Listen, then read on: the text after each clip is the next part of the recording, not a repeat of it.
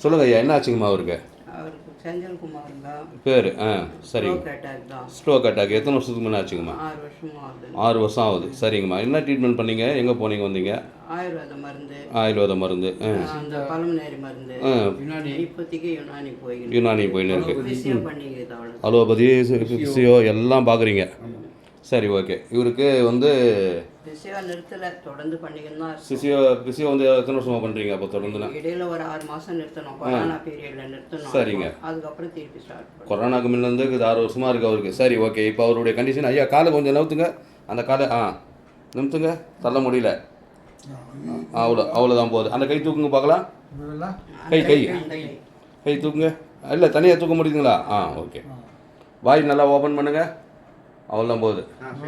சரி, okay. Sir, okay. இப்போ வந்து நாங்கள் உங்களுக்கு வந்து வர்மக்கலை வைத்தியம் பண்ண போகிறோம்.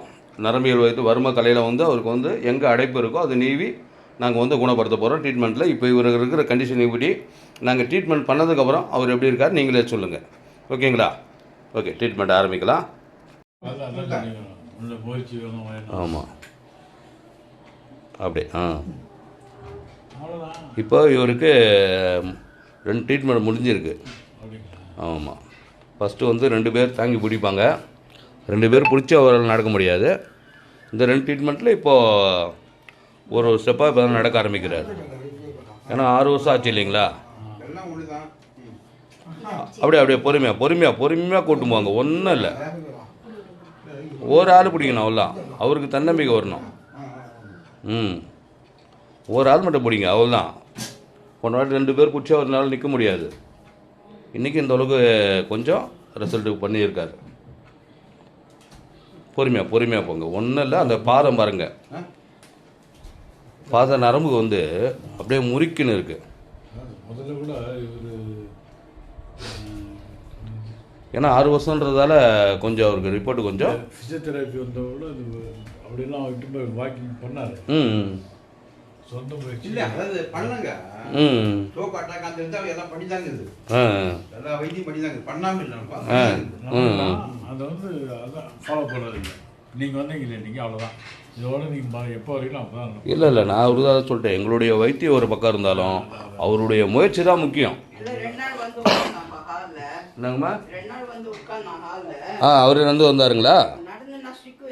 ஸ்டிக் வச்சு தான் வந்தார். பரவாயில்லையே, அவ்வளோ நடக்க வச்சு தான் இட்டுன்னு போச்சு. இப்போ 2 நாளாக நான் உப்பு தண்ணி கூட கொடுக்குவீங்க, வேலை சரியாக இருந்து. சரிங்கம்மா.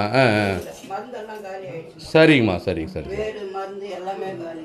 சரி, ஓகே. இதுக்கு மேலே ஒரு நாள் அவன் என்ன தேய்ச்சான் பாபு, கொஞ்சம் பிடிச்சி நடக்க வச்சான். ஆமாம், அவன் தேய்க்கிறது கொஞ்சம் இல்லை வந்துடுவார். நீங்கள் இன்னும் ஒரு 2 டைம் மட்டும் அவருக்கு ஹெல்ப் பண்ண வேண்டியது இருக்கும். அதுக்கப்புறம் அவருடைய ஒர்க்கை அவர் பார்த்துக்குவார். வலிக்கு தண்ணுவா பயம் எடுத்துக்கிச்சு அவனுக்கு.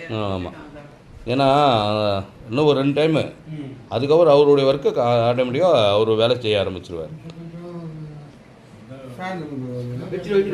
சரிங்க சார், ஓகே. ட்ரீட்மெண்ட் ஆரம்பிக்கலாம். ஓகேங்களா?